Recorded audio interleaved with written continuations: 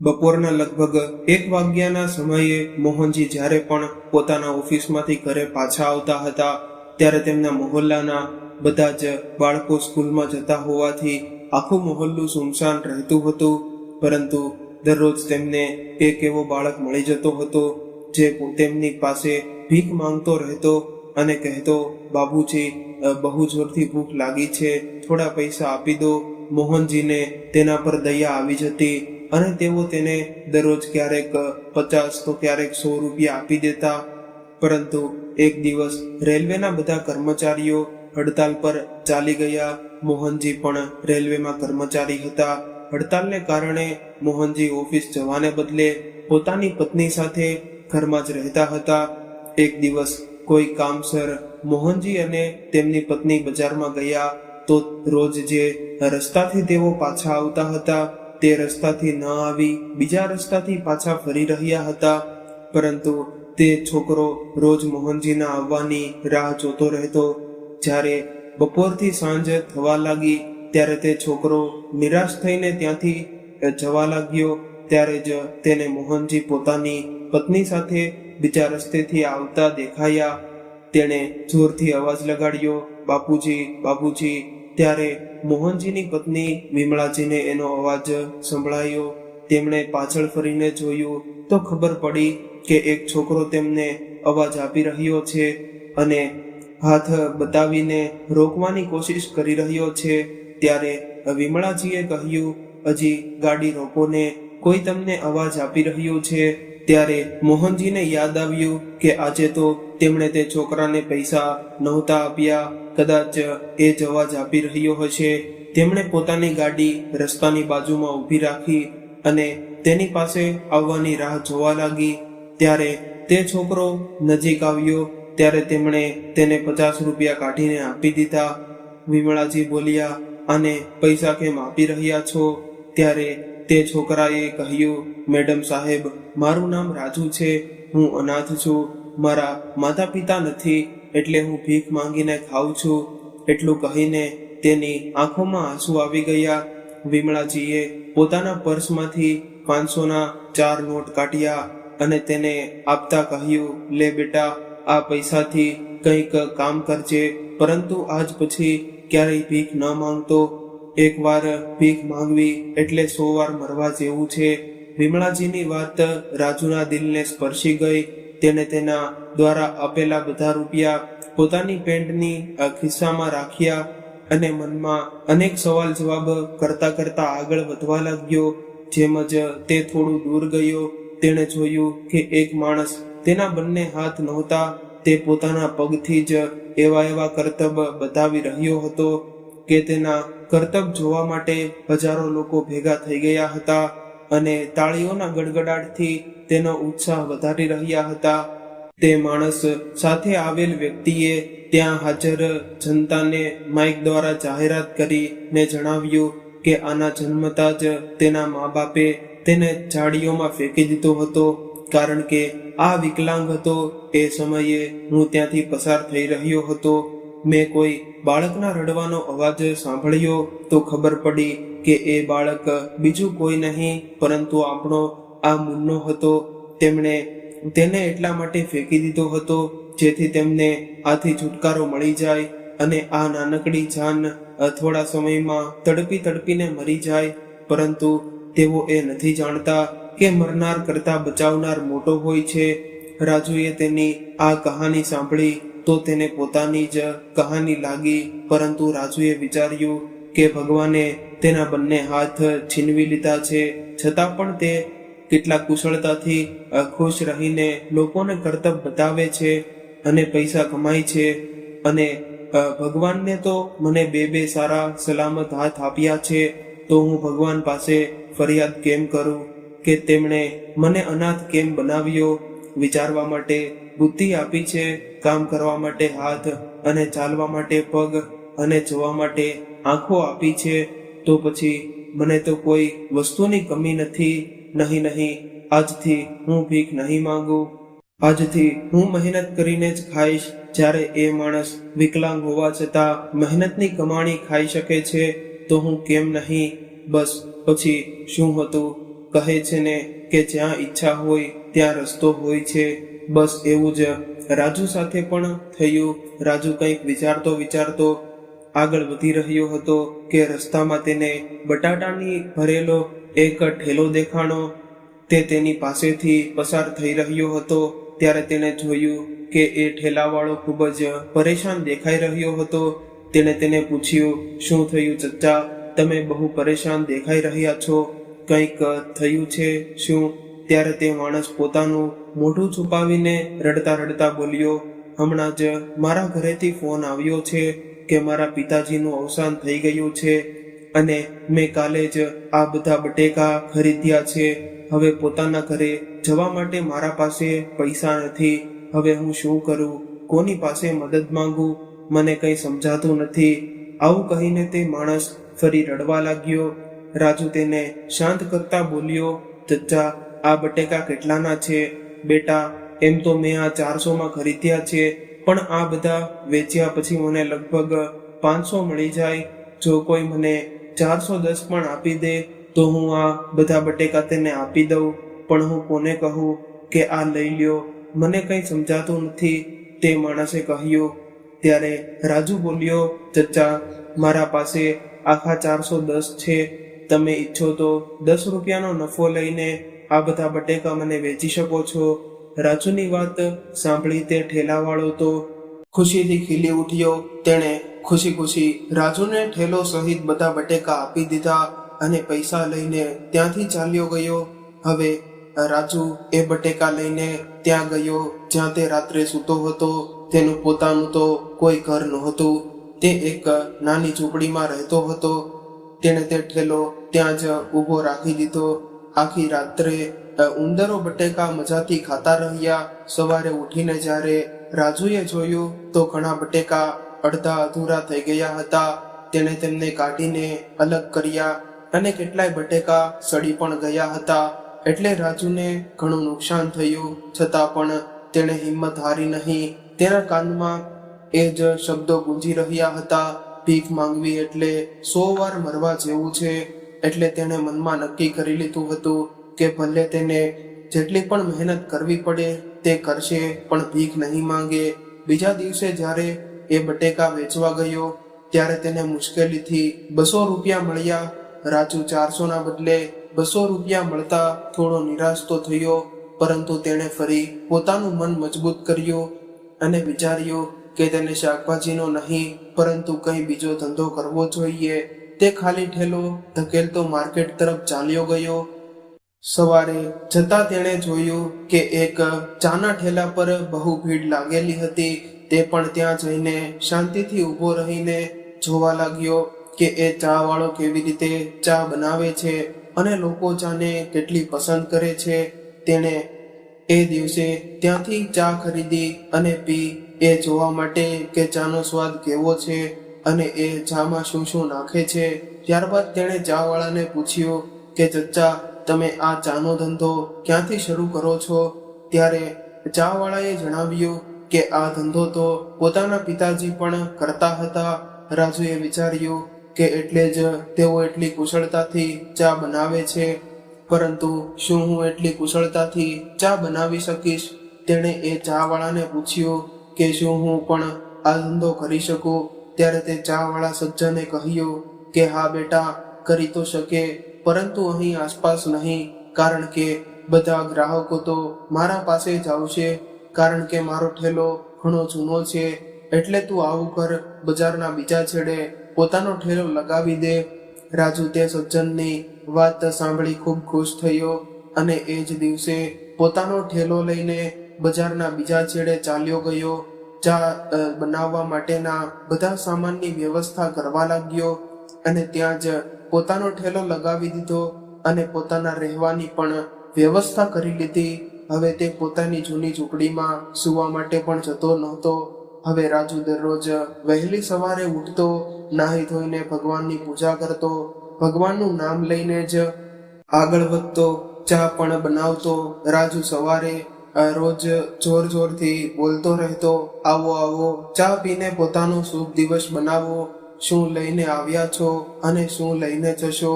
ચા પીને જ પોતાનો મૂડ સારો બનાવશો. રાજુ આ બધું એટલી માસૂમિયતથી કહેતો કે ભલે કેટલો પણ કઠોર દિલનો માણસ હોય, તેનું દિલ પણ પીગળી જતું અને તે તેની પાસે ઊભો રહીને એક કપ ચા જરૂરથી પી જતો. તેની ચા એટલી સ્વાદિષ્ટ હતી કે કોઈ ચા પ્રેમી તો એક કપ સાથે બીજો કપ પણ પી જતો. થોડા દિવસો બાદ રાજુ એટલો પ્રખ્યાત થઈ ગયો કે દરેક વ્યક્તિની જીભ પર રાજુ ચા વાળાનું નામ રહેતું. હવે તે જૂના ચા વાળાના ધંધામાં પણ ઘણો ફરક પડવા લાગ્યો હતો. ત્યારે તેણે વિચાર્યું કે શા માટે હું પણ રાજુ ચા વાળાની ચા પીને ન જોઉં. એ એવી કેવી બનાવે છે ચા કે લોકો તેની ચાના દીવાના બનતા જાય છે. ત્યારે તે સજ્જન રાજુની દુકાને ગયા તો રાજુએ તેમને ખૂબ જ સન્માન સાથે પોતાની દુકાનમાં બેસાડ્યા અને તેમને ચા પીવડાવી. જ્યારે તેઓ તેને ચાના પૈસા આપવા લાગ્યા ત્યારે રાજુ બોલ્યો, ના ચચા, આપ પૈસેથી જ મને આ કામ શીખ્યું છે, એટલે તમે મારા ગુરુ થયા અને ગુરુ પાસેથી કોઈ શિષ્ય પૈસા લે એ શોભતું નથી. એ ચા વાળાએ વિચાર્યું કે શા માટે હું રાજુને મારી પરેશાની પણ ન કહી દઉં, જેથી રાજુ પોતાની ચાની દુકાન ક્યાંય બીજી જગ્યાએ લગાડી દે અને મારા ગ્રાહકો પાછા આવી જાય. પરંતુ રાજુની માસૂમિયત જોઈને તેનું દિલ પણ ગવાહી આપતું નહોતું કે તેઓ રાજુને કંઈ કહે.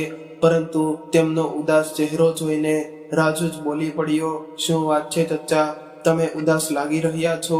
તે સજ્જન વ્યક્તિ બોલ્યા, બેટા રાજુ, હું કેવી રીતે કહું, ક્યાં મોઢે કહું? મારી પરેશાની મને સમજાતી નથી. મને ખબર છે કે જો હું મારી પરેશાની કહું તો તારું પણ દિલ તૂટી જશે. રાજુ બોલ્યો, ચચ્ચા, તમે એકવાર કહીને તો જુઓ, જો મારાથી બની શકે તો હું જરૂર કહીશ. ત્યારે તે સજ્જન હકલાતા બોલ્યો કે રાજુ બેટા, જ્યારથી તું પોતાની ચાની દુકાન ખોલી છે ને ત્યારથી જ મારી દુકાનમાં ગ્રાહકોના બરાબર થઈ ગયા છે. બેટા, હવે હું શું કરું? હવે હું વૃદ્ધ થઈ ગયો છું.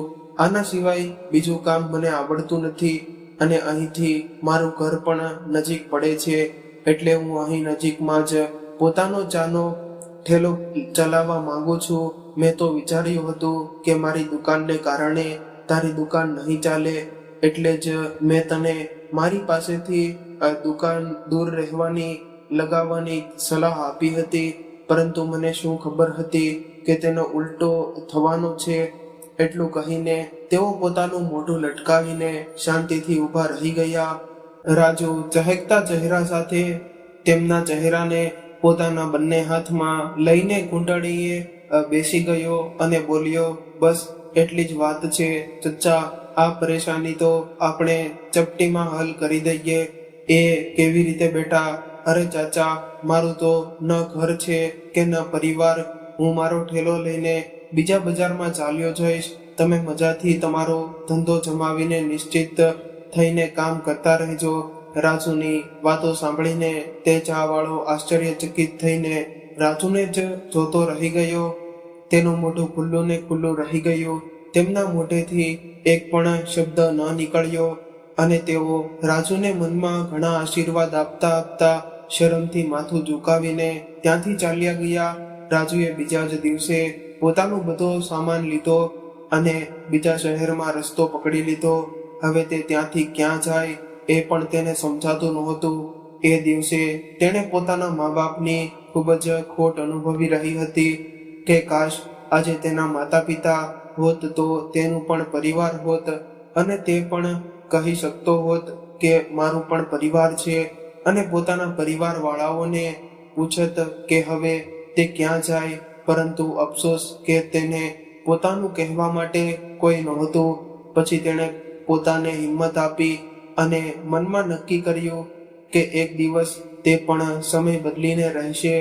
તેણે પોતાના આંસુ પોચા કર્યા અને બીજા શહેરમાં પહોંચી ગયો અને મનમાં બોલ્યો, હવે તો મને ખુશ રહેજો ચચ્ચા, હવે તો તમારા ગ્રાહકો મારા પાસે નહીં આવે. તેણે ફરી ભગવાનનું નામ લીધું અને પોતાના કામમાં લાગી ગયો. ત્યાં પણ તે એ જ લાઈનો બોલતો કે જે પહેલા બોલતો હતો. એક બે દિવસ તો ગ્રાહકો થોડા ઓછા હતા. રાજુએ ચા પણ ઓછી જ બનાવી હતી, કારણ કે તેને ખબર હતી કે નવી જગ્યાએ ઓળખ બનાવવામાં થોડો સમય લાગશે. પછી ધીમે ધીમે રાજુના એ માસૂમ શબ્દોથી પ્રભાવિત થઈને લોકો ત્યાં રોકાવા લાગ્યા અને વિચારતા, અરે એક કપ ચા તો પીવી છે, અહીં તો પીએ કે ક્યાં બીજી જગ્યાએ. જો આ માસૂમ બાળક પાસે પી લઈએ તો તેનું ભલું થઈ જશે. આવું વિચારીને કેટલાય લોકો તેની પાસે રોકાઈને ચા પીતા, તો કોઈ તેની એમ માસૂમિયત ભરી લાઈનો વારંવાર બોલતા રહેતા અને ચાનો આનંદ લેતા. આ રીતે રાજુ ધીમે ધીમે ત્યાં પણ પોતાની ચા માટે પ્રખ્યાત થઈ ગયો હતો. હવે તો ઘણા મોટા અમીર ઘરના લોકો પણ પોતાના ઘરની નાની મોટી પાર્ટીમાં ચા વાળાને પોતાના ઘરે ઓર્ડર આપવા લાગ્યા. તેના કારણે રાજુની સારી એવી કમાઈ થઈ જતી. હવે રાજુએ એ જ શહેરમાં માર્કેટની વચ્ચે એક પ્લોટ ખરીદી લીધો અને ધીમે ધીમે ઘર પણ બનાવવાનું શરૂ કર્યું. તેણે એ ઘર એવું બનાવડાવ્યું કે નીચે આખી દુકાન માટે રૂમ બનાવી અને દીધા અને ઉપર પોતાના રહેવા માટે જગ્યા બનાવી લીધી. અને જોતા જોતા રાજુ ચાવાળાનો ડબલ થી ટ્રિપલ માળનો બંગલો તૈયાર થઈ ગયો.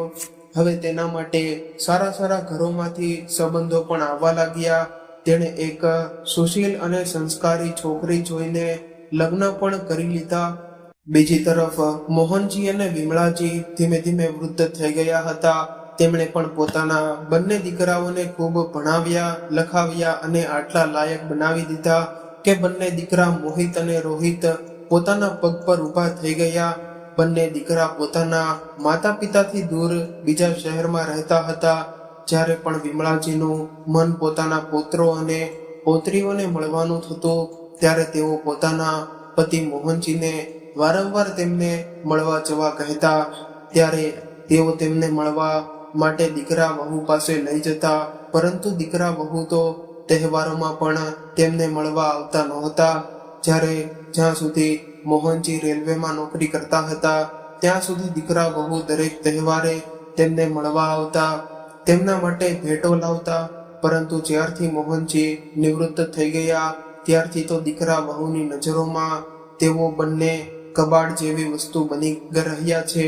મોહનજી તો પોતાના મનને સમજાવી ચૂક્યા હતા કે બાળકોને પોતાની આઝાદીથી જીવવા દો, પરંતુ વિમળાજીને પોતાના પૌત્ર અને પૌત્રીઓને ખૂબ જ યાદ આવતી રહેતી અને એટલા માટે તેઓ વહુઓ દ્વારા ઘણી વખત અપમાનિત થયા છતાં પણ પૌત્રો અને પૌત્રીઓના મોહને કારણે તેમની પાસે જવાની જિદ્દ કરતા રહેતા અને વિમળાજીનું મન રાખવા માટે મોહનજી તેમને લઈને જતા. પરંતુ કોઈને કોઈ વાતની લઈને વહુઓ તેમને ટોણા મારતી રહેતી.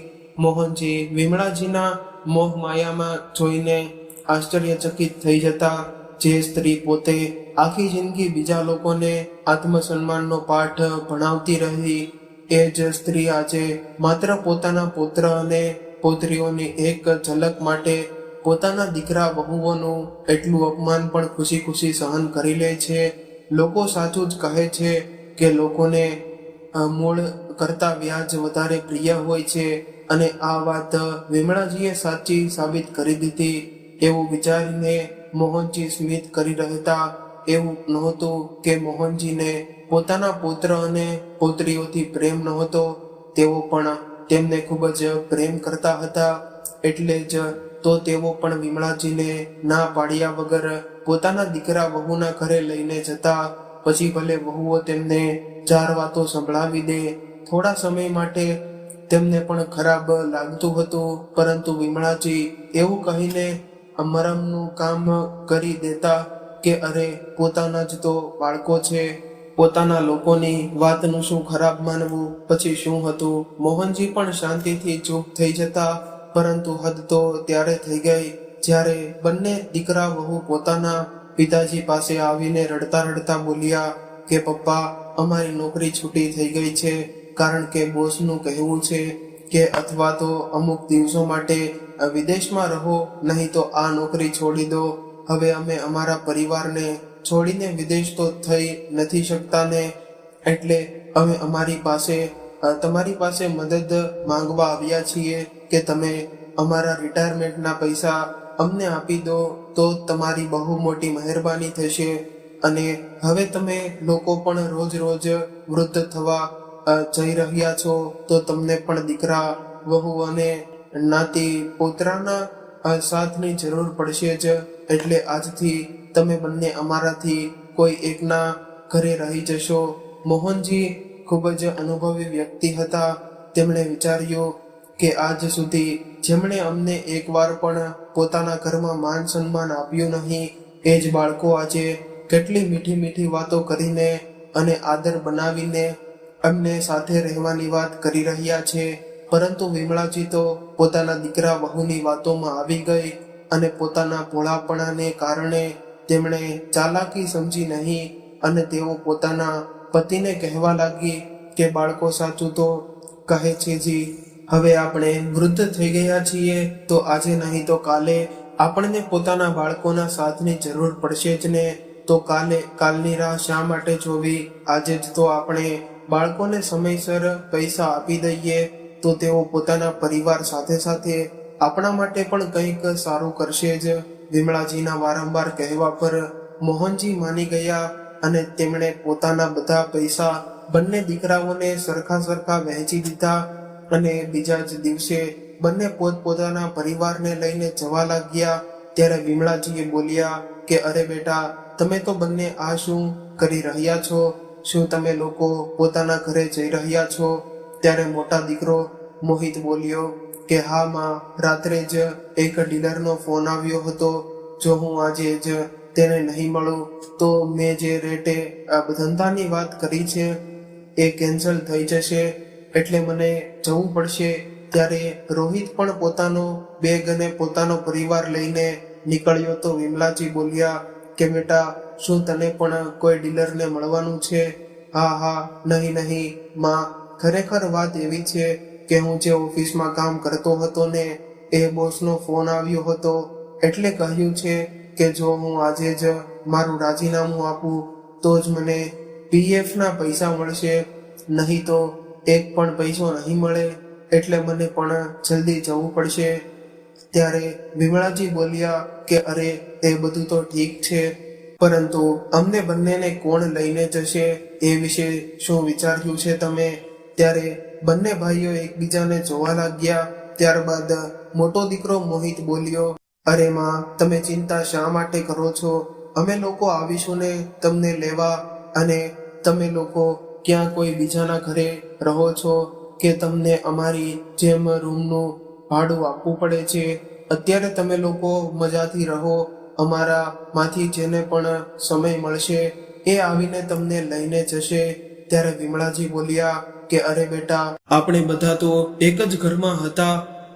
તમે લોકો રાત્રે જ કહી દીધું હોત તો અમે બંને પણ તમારી સાથે જ તૈયાર થઈ જાત. અરે માં, અમને લાગ્યું કે તમે લોકો સૂઈ ગયા હશો અને રાત પણ ઘણી થઈ ગઈ હતી, એટલે તમને જગાડવાનું યોગ્ય ન લાગ્યું. કોઈ વાત નથી માં, ત્યાં સુધી તમે તમારી બધી સહેલીઓને મળી લેજો અને બધું સામાન પેક કરી અને આ રાખજો, જેથી અમને વારંવાર ગામમાં આવવું ન પડે.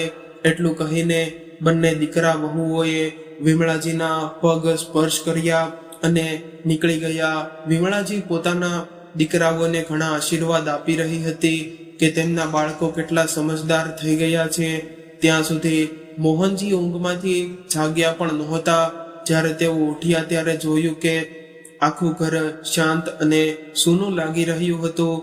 તેમણે અવાજ લગાડ્યો, વિમળા, ઓ વિમળાજી, હમણાં આવી. એવું કહેતા વિમળાજી ગરમ પાણી લઈને પોતાના પતિ પાસે ગઈ. ત્યારે તેમણે પૂછ્યું, અરે, આજે આખું ઘર સૂનું કેમ લાગી રહ્યું છે? બાળકો ક્યાં છે? વિમળાજીએ માયુસ થઈને જવાબ આપ્યો કે હજી તેઓ બંને તો પોતાનો પરિવાર લઈને ચાલ્યા ગયા, કારણ કે તેમને કોઈ જરૂરી કામ આવી ગયું હતું. તેમણે એટલા માટે નહોતા જગાડ્યા કારણ કે તમે છેલ્લા થોડા દિવસોથી રોજ રાત્રે મોડા સૂતા હતા. એટલે તમારી ઊંઘ પૂરી ન થઈ હોય એવું વિચારીને બાળકો તમને નહોતા જગાડ્યા અને મને કહ્યું છે કે પપ્પા પાસે અમારી તરફથી માફી માંગી લેજો. જુઓ ને આપણા બાળકો આજકાલ કેટલા સમજદાર અને જવાબદાર થઈ ગયા છે. વિમળાજીની નિસ્વાર્થ પ્રેમભરી વાતો સાંભળીને મોહનજીની આંખોમાં આંસુ આવી ગયા કે મારી પત્ની કેટલી ભોળી છે. તેણે તો પોતાના દીકરાઓનો લાલચ અને સ્વાર્થ કંઈ જ સમજ્યો નથી, પરંતુ તેઓ પોતાના દીકરાઓની સચ્ચાઈ કહીને પોતાની પત્નીને દુખી કરવા નહોતા માંગતા. જો કે તેઓ પોતાના દીકરાઓની ચાલાકી સારી રીતે સમજી ગયા હતા કે તેઓ અહીં માત્ર પૈસા લેવા જ આવ્યા હતા અને પૈસા મળતા જ ગાયબ થઈ ગયા. તેમણે પોતાના માતા પિતાથી કોઈ લેવા દેવા નથી, એટલે જ તો તેમણે અમને પોતાના સાથે ચાલવા માટે પણ નહોતું કહ્યું અને પોતાનું કામ પૂરું થતાં જ શાંતિથી નીકળી ગયા. જ્યારે 1 મહિનો 2 મહિના વીતી ગયા ત્યારે વિમળાજી મોહનજીને બોલ્યા, કેમજી બાળકો જ્યારેથી અહીંથી ગયા છે ત્યારથી જ તો અમને એકવાર પણ ફોન કર્યો છે કે ન લેવા આવ્યા છે, જ્યારે તેઓ તો કહીને ગયા હતા કે અમને જલ્દી જ લેવા આવશે. મોહનજી માત્ર સ્મિત કરી રહ્યા અને શાંતિથી ચૂપ રહી ગયા. પછી થોડા દિવસો બાદ મોહનજી અચાનક પોતાના ઘરની સીડીઓ પરથી પડી ગયા. તેમની કમરમાં ખૂબ જ ગંભીર ઈજા થઈ હતી. વિમળાજીને પોતાના પાડોશીઓની મદદથી તેમને નજીકની હોસ્પિટલમાં પહોંચાડ્યા. ત્યાં જઈને ડોક્ટરે જણાવ્યું કે તેમની કમરની હાડકી ફ્રેક્ચર થઈ ગઈ છે. તેમનું જલ્દીથી જલ્દી ઓપરેશન કરવું પડશે, નહીં તો બહુ મોટી મુશ્કેલી થઈ શકે છે. કદાચ મોહનજી ક્યારેય પોતાના પગ પર ઊભા ન રહી શકે. ડોક્ટરની વાતો સાંભળીને વિમળાજી ગભરાઈ ગઈ. તેમને કંઈ સમજાતું નહોતું કે હવે શું કરવું.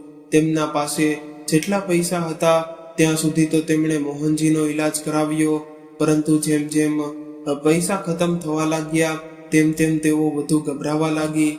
પછી તેમણે પોતાની પડોશણ કવિતાને ફોન કરીને આખી વાત કહી કે હવે તેમના બધા પૈસા પૂરા થઈ ગયા છે અને હવે શું કરવું તે સમજાતું નથી. ત્યારે કવિતાજી બોલ્યા, અરે વિમળા, જે પૈસા તે પોતાના દીકરાઓને આપ્યા હતા ને, હવે તો આખા 4 મહિના થઈ ગયા. અત્યાર સુધી તો તેઓ ધંધામાં સારી એવી કમાણી કરતા હશે, તો શા માટે તું એમની પાસેથી ઓછામાં ઓછા પૈસા ન માંગે? વિમળાજીને કવિતાની સલાહ સારી લાગી, તેથી તેમણે તરત જ પોતાના મોટા દીકરા મોહિતને ફોન કર્યો અને ત્યાંની આખી વાત કહી કે કેવી રીતે તેના પપ્પાની કમરની હાડકીમાં ઈજા થઈ છે. જો સમયસર ઓપરેશન નહીં થાય તો, એટલું કહીને તેઓ ધડાધડ રડવા લાગી. મોહિત બોલ્યો, માં તમે શાંત થઈ જાઓ. હાલ તો મારા પાસે પૈસા નથી, કારણ કે પપ્પાએ જેટલા પૈસા આપ્યા હતા એ બધા મેં ખર્ચી નાખ્યા છે. જો રોહિત પાસે હશે તો તમે તેની પાસે વાત કરીને જાણી લ્યો. હું 2-4 દિવસ પછી તમને ફોન કરું છું. એમ કહીને તેણે ફોન કાપી નાખ્યો. વિમળાજી મોહિતની વાતો સાંભળીને દંગ રહી ગઈ.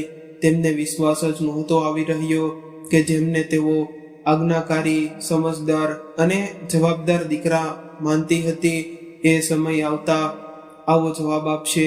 છતાં પણ મજબૂરીમાં તેમણે રોહિતને ફોન કર્યો અને તેને પણ આખી વાત કહી. તો તેણે પણ કહી દીધું, શું માં, તમને શું લાગે છે કે પૈસા એક જગ્યાએ જ પડ્યા રહેતી વસ્તુ છે? પૈસા તો અહીંથી આવે છે અને ત્યાં જાય છે. એને જ તો બિઝનેસ કહે છે.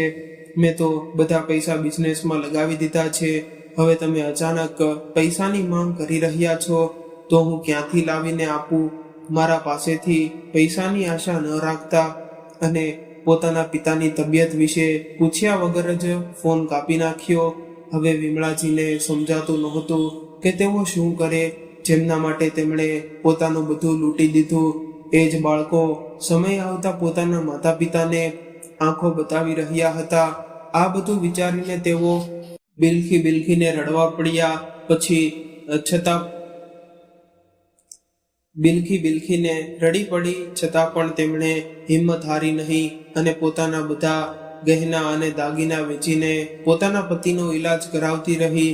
એ દરમિયાન તેમના કેટલાય સગા સંબંધીઓ પણ તેમને મળવા આવ્યા. વાતચીત દરમિયાન વિમળાજીએ તેમને જણાવ્યું કે કેવી રીતે તેમના બાળકો તેમને બહેલાવી ફિસલાવીને બધા પૈસા લઈ ગયા અને જ્યારે તેમને પૈસાની જરૂર પડી ત્યારે એ જ બાળકો તેમને આંખો બતાવી રહ્યા છે. ત્યારે બધા સગા સંબંધીઓએ બંને દીકરાઓ પર દબાણ બનાવ્યું કે તેઓએ પોતાના માતા પિતાની સેવા કરવી જ પડશે. જો તેઓ અત્યારે તેમની સેવા નહીં કરે તો પછી ક્યારે કરશે? માતા પિતા તો આ જ દિવસ માટે પોતાના સંતાનોને ઉછેરીને મોટા કરે છે અને તમે બંને ભાઈઓ તો પોતાના પિતાના નિવૃત્ત થયા પછી તેમના બધા પૈસા પણ લઈ લીધા અને આજે જ્યારે તેમના પર મુશ્કેલી આવી છે ત્યારે તમે બંને તેમને આવા તેવર બતાવી રહ્યા છો.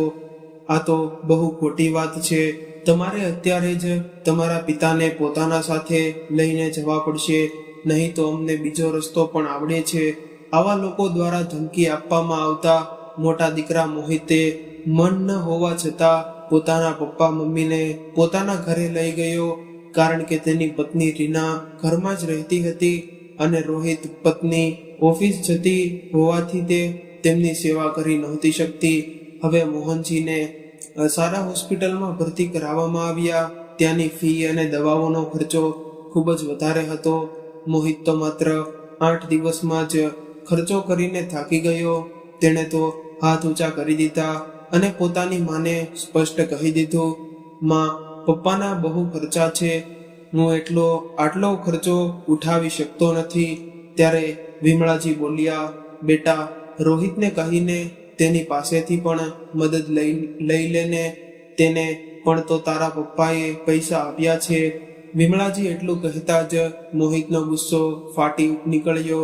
તે ક્રોધમાં ચીસો પાડતા બોલ્યો, શું માં, તમે લોકો અમને થોડાક પૈસા શું આપી દીધા કે અમે અમારા પર કોઈ ઉપકાર કરી દીધો છે જે વારંવાર એ જ વાત કહીને અમને બધાની સામે શરમાવે રાખો છો? બધા સગા સંબંધીઓમાં તમે અમારી થૂથુ મેમે કરાવી દીધી, છતાં તમારું મન નથી ભરાયું કે રોજ પૈસાનો જ ધમકો આપતા રહો છો?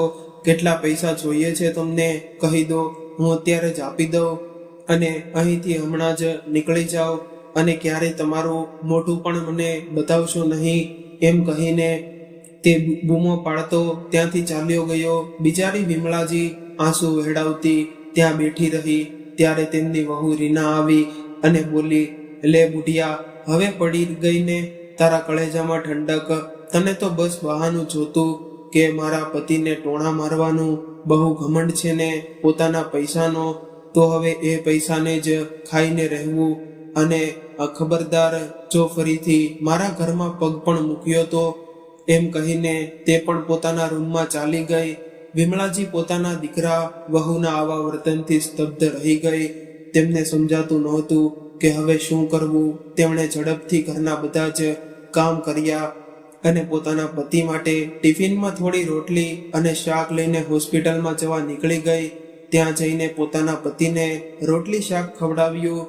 એટલામાં નર્સ આવી અને બોલી, મેડમ, તમે ડોક્ટર સાહેબને જઈને મળી લો. તેઓ ક્યારથી તમને મળવા માંગે છે, પરંતુ તમે અહીં હતા જ નહીં. વિમળાજી દોડી ડોક્ટર પાસે ગઈ તો તેમને જણાવ્યું કે મોહનજીના ઓપરેશનમાં 5 લાખ રૂપિયા લાગશે. વિમળાજીને 5 લાખનું નામ સાંભળતા જ ચક્કર આવવા લાગ્યા. તેઓ મનમાં વિચારવા લાગી, કાશ અમે અમારા બંને દીકરાઓને 20 લાખ રૂપિયા ન આપ્યા હોત તો આજે કેટલું સારું ઈલાજ કરાવી શક્યા હોત અને દીકરા વહુ પણ આગળ પાછળ ફરતા રહેતા. આખી ભૂલ તો મારી જ છે. જો હું વારંવાર પૈસા આપવા માટે ન કહેતી તો મારા પતિ આ નાલાયક લોકોને પૈસા ન આપતા, પરંતુ મારી આંખો પર તો પુત્ર મોહની આ પટ્ટી બંધાઈ ગઈ હતી. આવું વિચારીને તેઓ એ જ સમયે રડી પડી અને પોતાને સાંભળતા બોલી કે સર, હું પૈસાની વ્યવસ્થા કરીને તમને જણાવી દઈશ. ડોક્ટર બોલ્યા, જેટલું મોડું કરશો તેટલી જ મુશ્કેલી અને ખર્ચો વધશે. હવે વિમળાજી શું કરે તેમને કંઈ સમજાતું નહોતું. તેમને ખબર હતી કે જો તેઓ રોહિતને ફોન કરશે તો તેનો જવાબ શું હશે. છતાં પણ મજબૂરીમાં તેમણે હિંમત કરીને ફોન કર્યો. વારંવાર ફોન કર્યા પછી પણ તેણે વિમળાજીનો ફોન ઉઠાવ્યો નહીં. તો વિમળાજીએ વિચાર્યું કે શા માટે તેઓ સીધા તેના ઘરે જ ન ચાલી જાય, જેથી સામસામે બેસીને વાત કરશે તો કદાચ તે સમજી જાય. અને તેઓ રોહિતના ઘરે જવા માટે નીકળી પડી. જ્યારે તેઓ રોહિતના ઘરે પહોંચ્યા તો તેમના ઘરને તાળું મારેલું હતું. તેમણે પાડોશીઓને પૂછ્યું તો તેમણે જણાવ્યું કે તેણે તો આ મકાન વેચી દીધું છે અને હવે બીજી જગ્યાએ ઘર ખરીદી ત્યાં રહે છે. જ્યારે વિમળાજીએ નવા ઘરનું સરનામું પૂછ્યું તો કોઈએ જણાવ્યું નહીં. વિમળાજી પરેશાન થઈને ત્યાંથી પાછી હોસ્પિટલ જવા માટે નીકળી પડી. તેઓ ગભરાટમાં પાગલ જેવી ક્યારેક દોડતી તો ક્યારેક ચાલતી જઈ રહી હતી કે અચાનક તેમની ટક્કર એક કાર સાથે થઈ ગઈ. તે કારવાળો તેમને ટક્કર મારીને ઝડપથી ત્યાંથી ભાગવાની કોશિશ કરી રહ્યો હતો, પરંતુ થોડે અંતરે ટ્રાફિક પોલીસ ઊભી હતી. તેમણે તેને જોઈ લીધો અને તરત જ ગાડી પકડીને પોતાના કબજામાં લઈ લીધી અને એ માણસને પણ ક્યાંય ન જવા કહી દીધું. પછી ત્યાં હાજર કેટલાય લોકોને કહીને વિમળાજીને ઊભી કરવામાં આવી. જ્યારે વિમળાજીને ઊભા કરવામાં આવ્યા અને તેમને પાણી પીવડાવવામાં આવ્યું ત્યારે તેઓ થોડા ઠીક થયા. ત્યારબાદ જ્યારે તેમણે તે કારના માલિકને જોયો તો તેઓ હક્કાબક્કા રહી ગયા. એ માણસ બીજો કોઈ નહીં પરંતુ તેમનો નાનો દીકરો રોહિત જ હતો. તેણે જ્યારે પોતાની માને જોઈ ત્યારે ગીરગીટની જેમ રંગ બદલાઈને બોલ્યો, અરે માં, તમે અહીં? હવે આ પપ્પાની તબિયત કેવી છે? હું તો તમને અને પપ્પાને મળવા જ જતો હતો. બિચારી વિમળાજીએ રોહિતના મોઢેથી આવી વાતો સાંભળી તો તેમની આંખોમાંથી આંસુઓની ગરમર લાગી ગઈ. તેમણે કહ્યું, હા તો બેટા ચાલ ને જલ્દી હોસ્પિટલ ચાલ, ત્યાં તારા પપ્પા તારી રાહ જોઈ રહ્યા છે. પોલીસવાળાઓ બોલ્યા, અરે આ શું મામલો છે? દીકરો પોતાની માને ટક્કર મારીને ભાગી રહ્યો હતો અને માં તેને એટલા લાડથી હોસ્પિટલ ચાલવા કહી રહી છે. શું વાત છે? ક્યારેક તું પોતાની ભૂલ છુપાવવા માટે ખોટું તો નથી બોલતો? રોહિત બોલ્યો, ના ના સર, મને પિતાજીની બહુ ચિંતા થઈ રહી હતી એટલે હું ઉતાવળમાં ગાડી ચલાવી રહ્યો હતો તો ભૂલથી માને ટક્કર લાગી ગઈ. સારું, તો તું કારમાં છે અને તારી માં પગપાળા ક્યાં ફરી રહી છે? ક્યાંક તું એ પોતાની માને ઝઘડો કરીને ઘરેથી કાઢી તો નથી દીધી ને? પોલીસવાળાઓએ પૂછ્યું તો રોહિતનું તો ગળું જ સૂકી ગયું. પરંતુ વિમળાજીને તો એ સમયે જલ્દીથી પોતાના પતિ પાસે હોસ્પિટલ પહોંચવું હતું એટલે તેમણે કહી દીધું, ના સર, હું તો અહીં નજીકના મંદિરમાં મારા પતિની સલામતી માટે પ્રાર્થના કરવા આવી હતી. સાંભળ્યું છે કે ત્યાં માથું ટેકવાની દરેક ઈચ્છા પૂરી થાય છે અને મારા પાસે મોબાઈલ ન હોવાથી મારા દીકરા સાથે વાત થઈ શકતી નહોતી અને આ ઉતાવળમાં હોસ્પિટલ જવા માંગતો હતો એટલે નાનો એવો અકસ્માત થઈ ગયો. એવું કહીને વિમળાજીએ પોતાના હાથ પગમાં લાગેલી ઈજાઓ પર ધ્યાન આપ્યા વગર જ તેની કારમાં બેસી ગઈ અને જલ્દી હોસ્પિટલ જવા કહ્યું. પોલીસ વાળાઓએ પણ એ જ સમયે રોહિતને કડક ચેતવણી આપી કે તું એ પોતાના માતા પિતાને પરેશાન કરવાની કોશિશ કરી તો સીધો જેલની હવા ખાતા તૈયાર રહેજે. રોહિત એક જ તરફ પોતાની માને ટક્કર મારવાને કારણે અને પોલીસની નજરમાં આવી જવાને કારણે ડરી રહ્યો હતો તો બીજી તરફ પોલીસની ચેતવણીથી પણ ગભરાઈ ગયો હતો. એટલે એ સમયે તે શાંતિથી વિમળાજીને હોસ્પિટલ લઈ ગયો.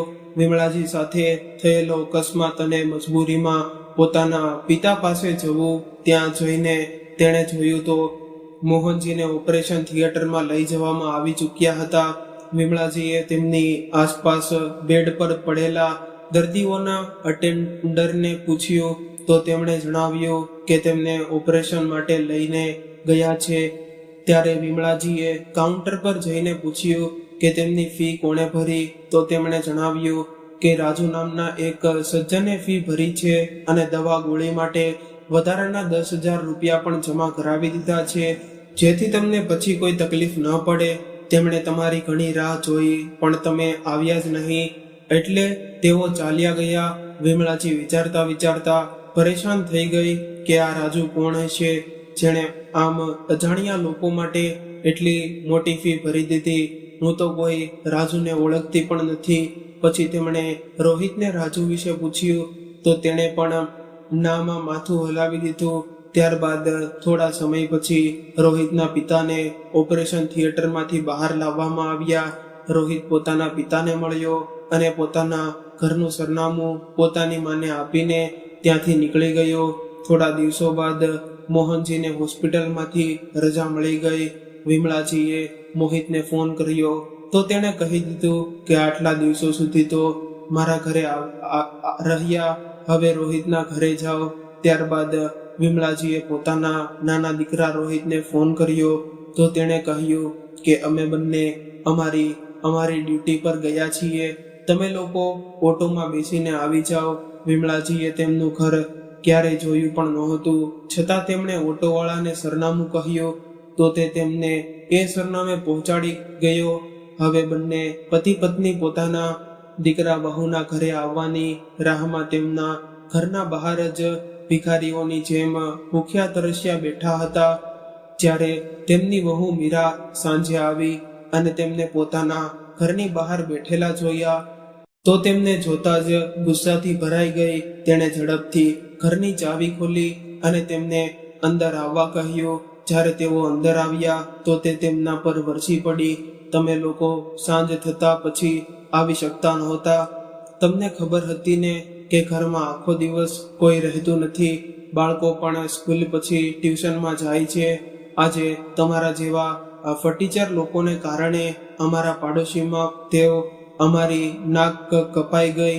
તમને કોઈને જોયા હશે તો શું કહ્યું હશે કે તેમના ઘરમાં આ ક્યાં ભિખારી લોકો આવ્યા છે. મમ્મીજી, હવે જલ્દી ઉઠો અને કામમાં લાગી જાઓ.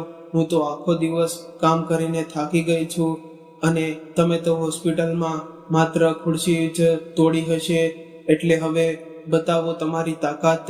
બિચારી વિમળાજીએ હોસ્પિટલમાં રહેતા ન તો એક દિવસ પણ પેટ ભરીને ખાધું હતું અને ન તો રાતભર પૂરતી ઊંઘ લીધી હતી.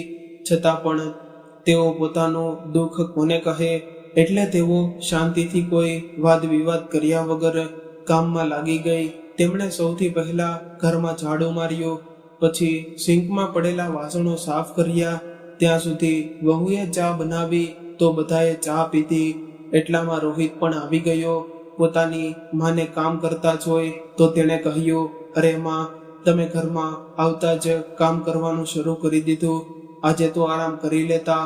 એટલામાં મીરાએ તેની તરફ મોટી મોટી આંખો કરીને જોયું તો તે પણ ચૂપ થઈ ગયો. હવે તો વિમળાજી રોહિતના ઘરના બધા કામ કરતી અને બદલામાં તેમને માત્ર 2 ટાઈમનું ભોજન મળતું. સમય આમ જ પસાર થઈ ગયો. હવે મોહનજી ધીમે ધીમે ઠીક થઈ રહ્યા હતા. વિમળાજી તો ઘરના કામ કરતી હતી, પરંતુ મોહનજી બેસીને ભોજન ખાતા હતા, જે મીરાને ખૂબ જ અખરતું હતું.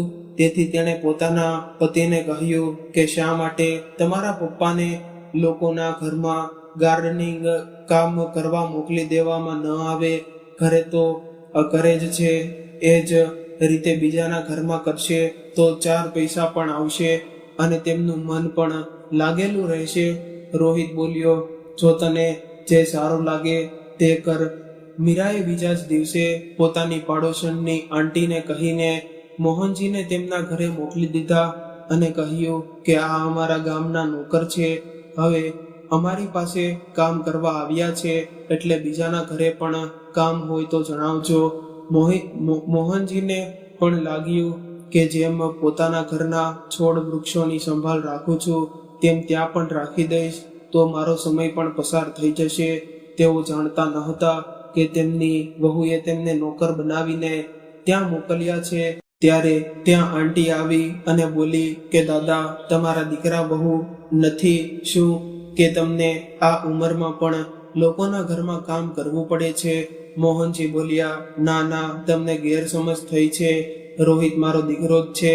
ત્યારે આંટી બોલી, દાદા તમે તો બહુ સારા છો, જરા અમારા ઘરની બે ઘર છોડીને મારી એક સખીના ઘરે પણ આવું જ કામ કરવાનું છે, ત્યાં પણ આ જ કામ કરી દેજો. મોહનજીએ આમાં માથું હલાવી દીધું. બીજી તરફ વિમળાજીને તો કંઈ ખબર જ નહોતી. તેમને લાગતું હતું કે તેમના પતિ માત્ર ફરવા જ જાય છે. જ્યારે તેઓ મોહનજીને પૂછતી કે તમે સવારે સવારે ક્યાં ચાલ્યા જાઓ છો, ત્યારે પણ તેઓ કંઈ કહેતા નહોતા. નહીં તો તેઓ ગુસ્સો કરતા કે આટલું કામ કરવું તેમના સ્વાસ્થ્ય માટે યોગ્ય નથી. પરંતુ મોહનજી પોતાનું મન રીઝવવા માટે જતા રહેતા. ક્યારેક તેઓ થાકી જતા તો કોઈ દિવસ જતા પણ નહોતા, કારણ કે તેમને ખબર નહોતી કે તેમની વહુ તેમના કામના બદલામાં પૈસા લે છે. જે દિવસે તેઓ કામ કરવા ન જતા તે દિવસે તે ઘરની માલકીન તેને ખૂબ ઉલટું સીધું સંભળાવતી. એક દિવસ તો હદ થઈ ગઈ. એક દિવસ રોહિત અને મીરા કામ પર ગયા. પછી મોહનજી પાડોશની આંટીના ઘરે 2 દિવસ સુધી કામ પર ગયા નહોતા.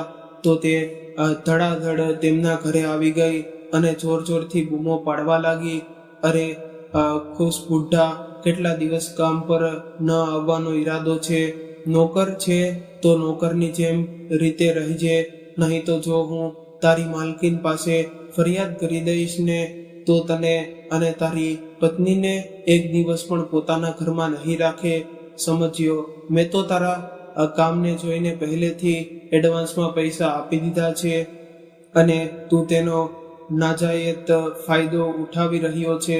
આટલી ઉંમર થઈ ગઈ છે, આજે નહીં તો કાલે ભગવાન પાસે જવાનો વારો આવી ગયો છે.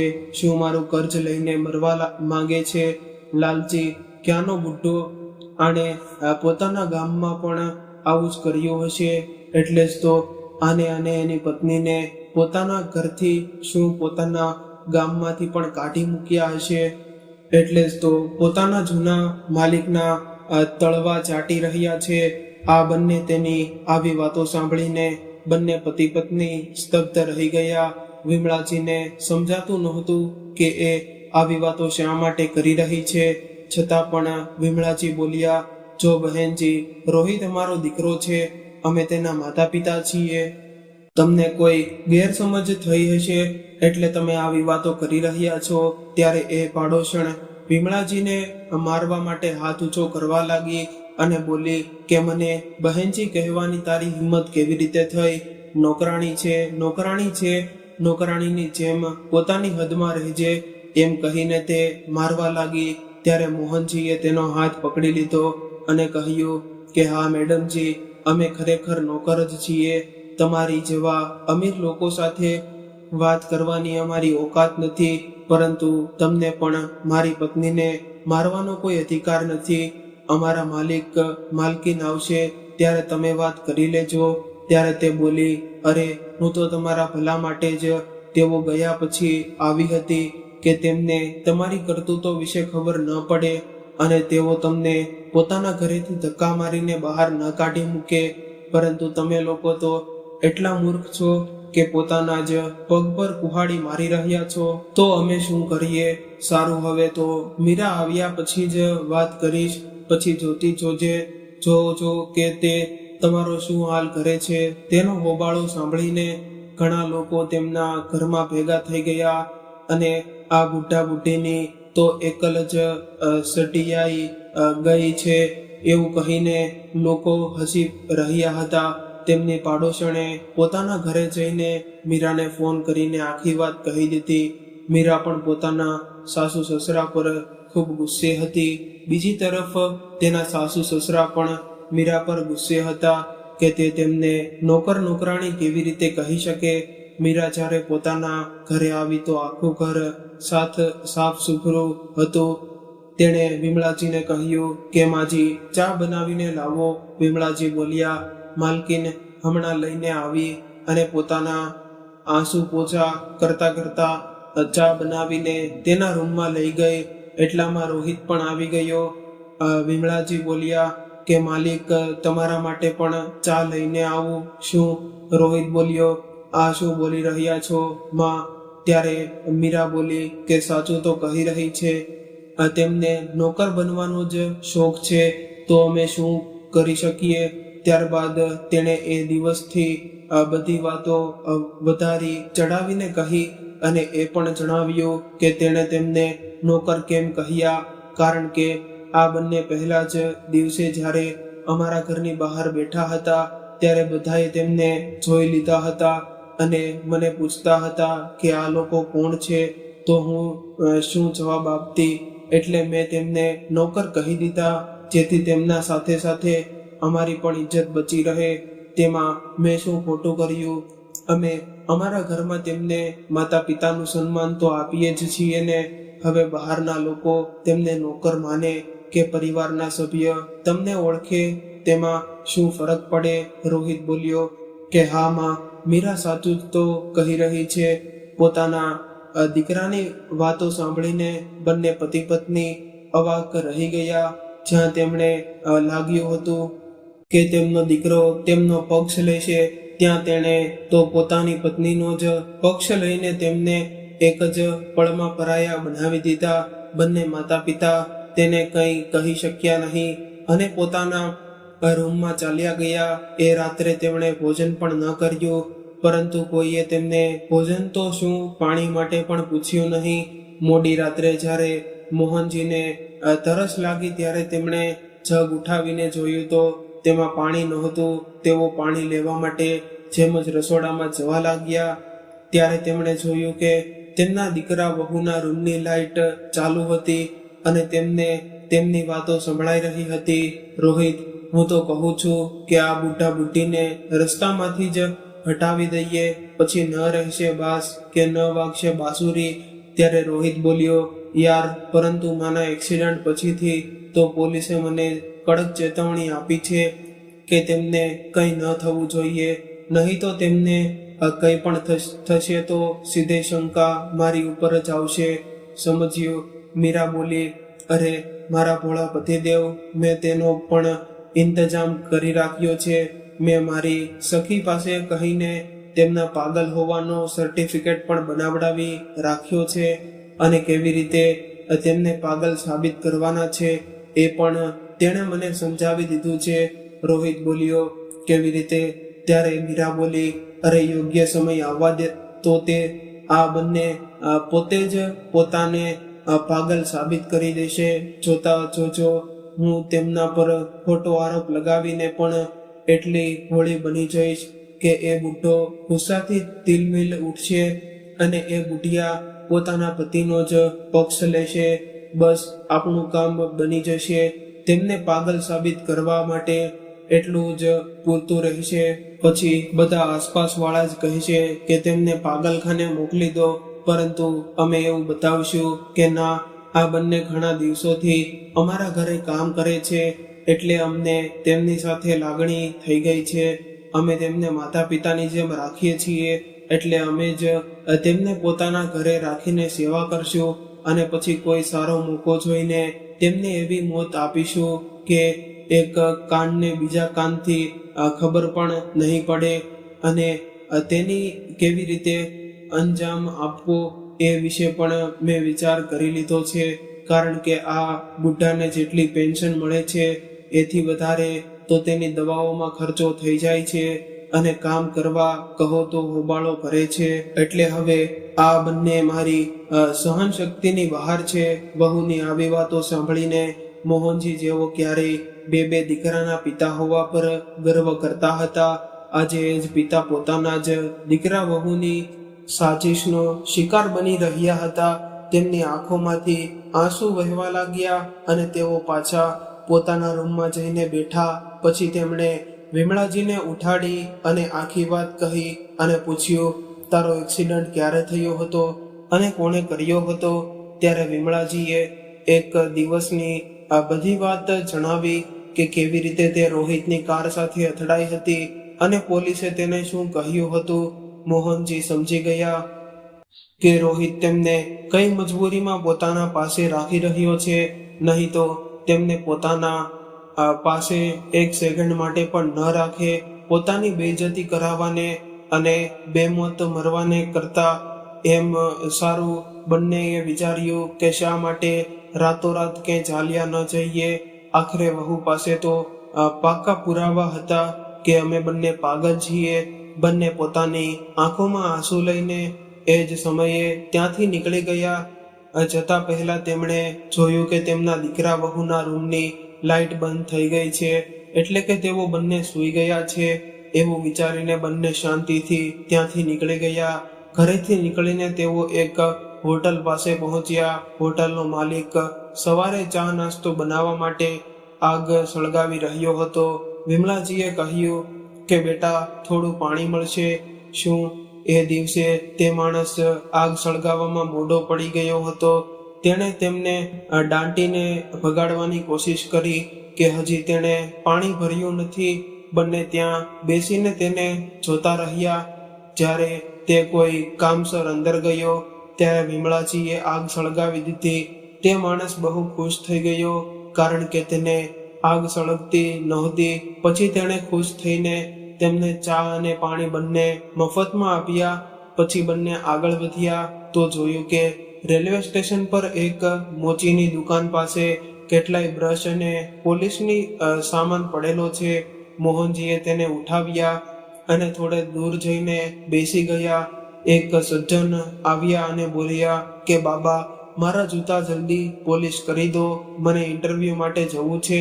મોહનજીએ ખાલી ડબ્બાથી પોલિશ કરીને તેના જૂતા ચમકાવી દીધા. તેણે તેના બદલામાં 50 રૂપિયા આપ્યા. બંને ખૂબ જ ખુશ થયા. જ્યારે એ છોકરો ઇન્ટરવ્યૂ આપી પાછો આવ્યો તો તે સિલેક્ટ થઈ ગયો હતો. તેણે ખુશ થઈને તેમને મીઠાઈનો ડબ્બો આપ્યો અને 100 રૂપિયા ઇનામ રૂપિયા આપ્યા અને તેની સાથે સેલ્ફી પણ લીધી. અને એ દિવસે મોહનજી અને વિમળાજી ખૂબ જ ખુશ થયા.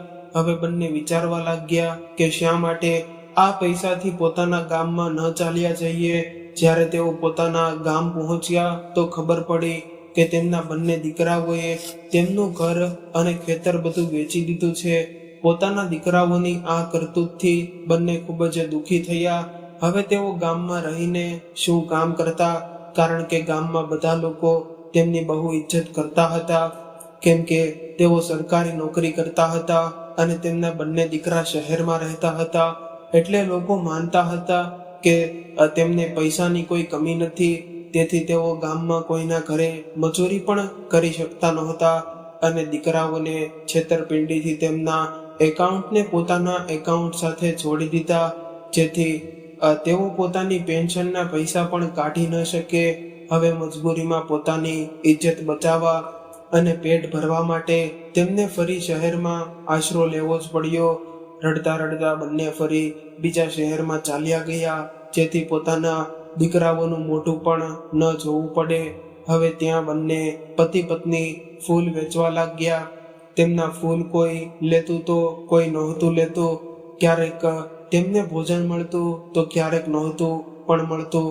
એક દિવસ ફૂલ વેચતા વેચતા તેઓ એ જ છોકરા સાથે અથડાયા. એ છોકરાએ તેમને ઓળખી લીધા અને બોલ્યો, બાબા, તમે અહીં શું કરી રહ્યા છો?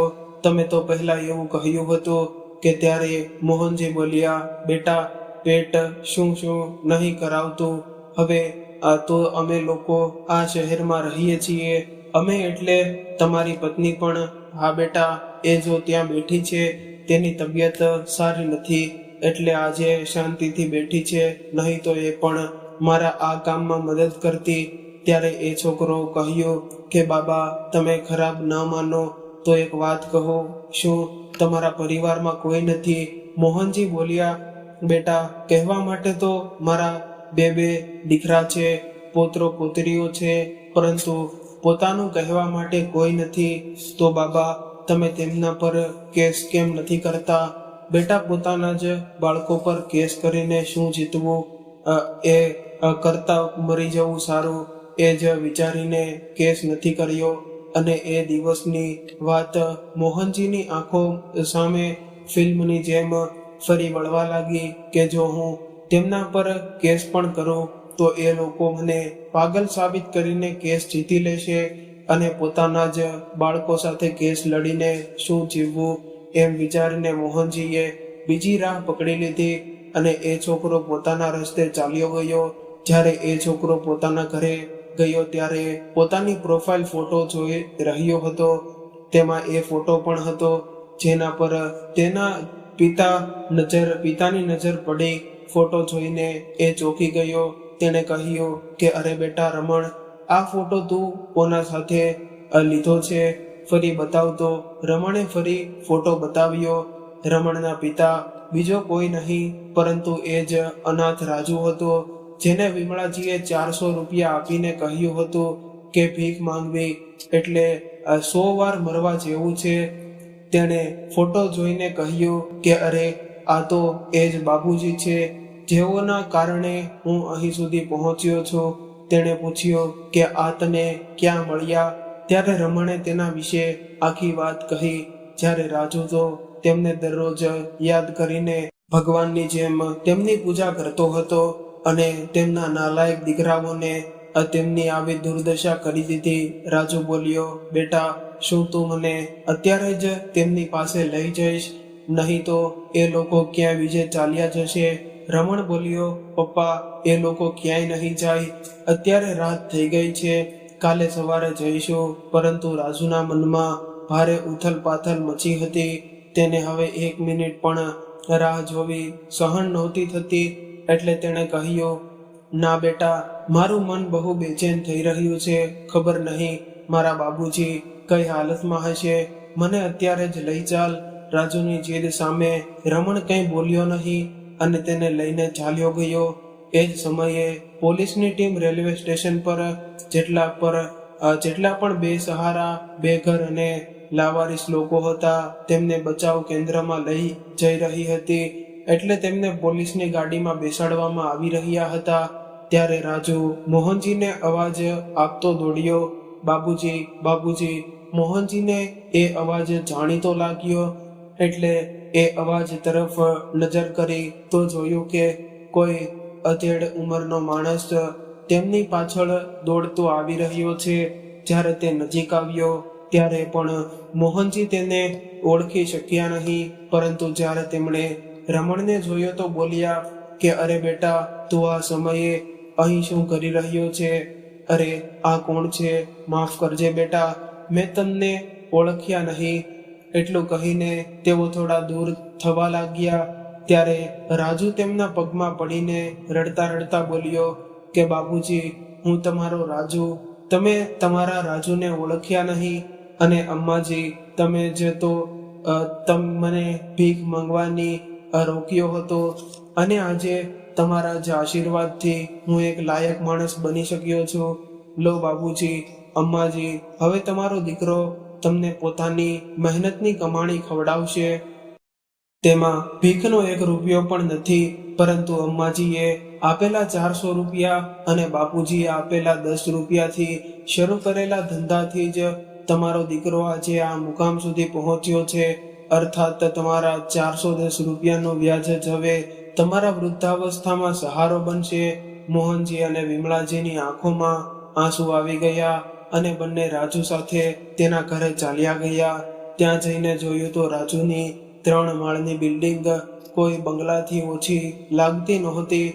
રાજુએ જણાવ્યું કે નીચેના દુકાનમાંથી તેને દર મહિને 50,000 ભાડું મળે છે અને ઉપરની 30,000 પણ મળે છે અને વચ્ચેના ભાગમાં તે પોતાના પરિવાર સાથે રહે છે.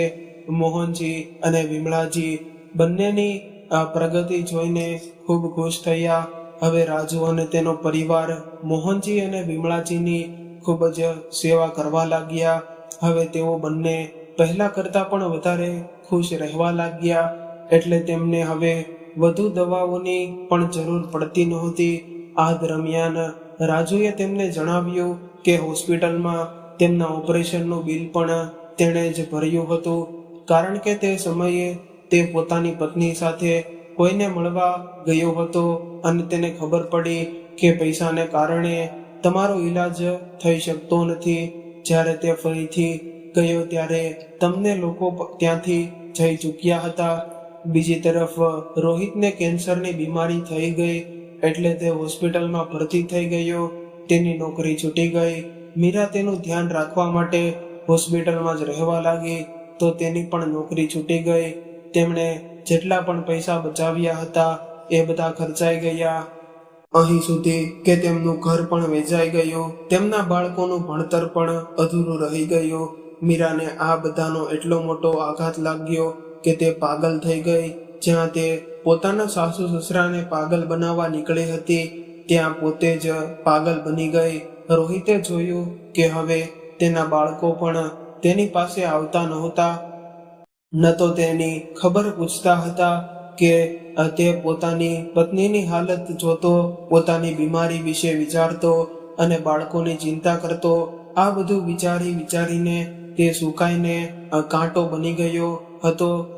તેણે જેટલું કર્જ લઈ લીધું હતું એ હવે લોકોની સામે માથું ઊંચું કરીને ઊભું રહેવાની તેની ઇજ્જત પણ રહી નહોતી. બીજી તરફ મોહિતનો પણ આખો વેપાર બરબાદ થઈ ગયો. તેણે પણ ધંધામાં ઘણું નુકસાન થયું. તેણે પણ મોટા મોટા વેપારીઓ પાસેથી એટલું કર્જ લઈ લીધું હતું કે લોકો તેની જાનના દુશ્મન બની ગયા હતા. હવે કર્જદાર તો તેના ઘરે પૈસા માંગવા આવી જતા હતા. તેણે પણ કર્જ ચૂકવવા માટે પોતાનું ઘર વેચી દીધું અને ભાડાના મકાનમાં રહેવા ચાલ્યો ગયો. તેની પત્ની રીનાએ જોયું કે તેનો પતિ હવે કંગાળ થઈ ગયો છે તો તે પોતાના બાળકોને લઈને પોતાના માયકે ચાલી ગઈ. હવે મોહિત એકલો ઘરમાં રહેતો અને કર્જદારોના ફોન પર ફોન આવતા તો રોજ દારૂ પીવા લાગ્યો. અને એક દિવસ એવો આવ્યો કે તે નશાનો આદિ બની ગયો અને લોકો પાસે ભીખ માંગી પોતાનું પેટ ભરવા લાગ્યો. બીજી તરફ રાજુનો દીકરો રમણ મોહનજી અને વિમળાજી પાસેથી સારી વાતો શીખતો અને તેમની પોતાના મોબાઈલમાં વિડીયો પણ બનાવતો. તેને કારણે તેઓ ખૂબ ચર્ચિત રહેતા બની ગયા. લોકો તેમને મળવા આવતા, ઘણા લોકો મદદ પણ માંગવા આવતા. એક દિવસ મોહિતે વિચાર્યું કે હું પણ જઈને જોઉં અને તે પણ મદદ માંગવા ત્યાં ગયો. ત્યાં જઈને તેણે પોતાના મા પપ્પાને જોયા તો જોતો જ રહી ગયો. તેણે રડતા પોતાના પિતાના પગ પકડી લીધા અને કહ્યું કે પિતાજી, મને માફ કરી દો. મોહનજી બોલ્યા, અરે બેટા, અહીં તો ઘણા લોકો મને કોઈ બાબા કહે છે તો કોઈ પિતાજી, કોઈ બાપુજી કહે છે, તો હું બધાનો પિતા તો ન બની જાઉં ને? લાગે છે કે આ બિચારો પણ મજબૂરીનો માર્યો હશે એટલે એટલો પરેશાન અને દુઃખી છે. બોલો ભાઈ, તમને શું જોઈએ? જે કહેશો એ મળશે. મોહિત પોતાના પિતાને જોઈને દંગ રહી ગયો. પછી તે પોતાની માને બોલ્યો કે માં, તમે પણ તમારા દીકરાને ભૂલી ગયા શું? વિમળાજી બોલ્યા, અરે શું તમે મને પણ ઓળખો છો બેટા? એટલે મને માં કહી રહ્યા છો? અરે જે જોઈએ એ કહો, તમે જરૂર મળશે. પછી એટલે રમણજીએ કહ્યું, આપો બેટા. રમણ, તેમને શું જોઈએ છે? એમ તો ભીખ માંગીને ન ખાવું જોઈએ, પરંતુ કેટલાય લોકોની આદત હોય છે કે કોઈને છેતરી તેમની સંપત્તિ હડપી લેવી અને પછી એ જ વ્યક્તિ પાસેથી ભીખ માંગવી. પરંતુ કોઈ વાત નહીં, જેવી કરણી એવી ભરણી. ભગવાને તો અમને આપવું શીખવ્યું છે એટલે આજે પણ બંને હાથથી આપી જ રહ્યા છીએ. પરંતુ લોકોને સમજ ક્યારે આવશે ખબર નહીં. અને તેમણે મોહિત પણ નોટોની વરસાદ કરી દીધો. મોહિત આંસુ વહેડાવતો રહ્યો અને રડીને પોતાની દુઃખભરી કહાની સંભળાવતો રહ્યો કે કેવી રીતે તેની પત્ની અને બાળકો બંને છોડીને ચાલ્યા ગયા અને હવે તે બેઘર થઈને અહીં ત્યાં ભટકી રહ્યો છે. એ જ દરમિયાન રોહિતે પણ એક દિવસ ટીવી પર જોયું કે તેના મા બાપ ખૂબ જ પ્રસિદ્ધ થઈ ગયા છે અને દરેક ગરીબોની મદદ કરે છે. તો તે પણ તેમની પાસે મદદ માંગવા ગયો. ત્યાં જઈને તેણે જોયું તો તેના મા પપ્પા અમીરોની જેમ રેશમી કપડાં પહેરીને 3 માળના બંગલામાં રહે છે અને તેમને મળવા માટે લોકોની લાઈન લાગી રહે છે અને બંને પતિ પત્ની લોકો પર પાણીની જેમ પૈસા વહેવી રહ્યા છે. આવી પ્રગતિ જોઈને તે દંગ રહી ગયો. તે આખો દિવસ લોકોનું આવવું જવું જોતો રહ્યો. અને પોતાના મોબાઈલમાં વિડીયો બનાવતો રહ્યો. જ્યારે લોકોનું આવવું જવું ઓછું થઈ ગયું ત્યારે એ પોતાના પિતાની પાસે ગયો અને તેના પગમાં પડીને માફી માંગવા લાગ્યો અને તેમને પૂછ્યું કે તેઓ એટલી જલ્દી આટલી પ્રગતિ કેવી રીતે કરી ગયા. ત્યારે મોહનજી બોલ્યા કે બેટા, મારનાર કરતા બચાવનાર મોટો હોય છે. ત્યારબાદ તેમણે પોતાના ઘરમાંથી નીકળ્યા પછીથી લઈને આજ દિવસ સુધીનો આખો સફર સંભળાવ્યો કે તેમની સાથે શું શું થયું, તેમણે કેવી રીતે મુશ્કેલીઓને સહન કરી અને તેમના ઉપકાર માનતા મોઢે બોલેલા દીકરાઓએ તેમની કેવી રીતે મદદ કરી અને આજે તેની મદદથી તેઓ બંને કેટલા ખુશ છે. ત્યારબાદ રોહિતે પણ પોતાની ભૂલ સ્વીકારી અને તેની સાથે શું શું થયું એ બધી વાતો જણાવી કે હવે તેને તેમની મદદની ખૂબ જ જરૂર છે. મોહનજી બોલ્યા, બધું લૂંટી લીધા પછી પણ હવે અમારી મદદ જોઈએ છે. નિર્લજ્જ, તારે તો ચુલ્લુ પર પાણીમાં ડૂબી મરવું જોઈએ. તમે બંને ભાઈઓ અમારી સાથે એટલું ખોટું કર્યું છે કે હવે અમારી શકલ જોવાની પણ ઈચ્છા નથી થતી. મારી નજર સામેથી દૂર થઈ જા. એટલું કહીને તેઓ અંદર ચાલ્યા ગયા. રોહિત પિતાજી પિતાજી કહેતો રહી ગયો, પરંતુ તેને કોઈ ફરી ન તેના પપ્પા મળ્યા અને ન તો તેની માં મળી. તો મિત્રો, તમને આ કહાની કેવી લાગી? જો સારી લાગી હોય તો વિડીયોને લાઈક કરો અને અમારી ચેનલને સબસ્ક્રાઈબ કરો.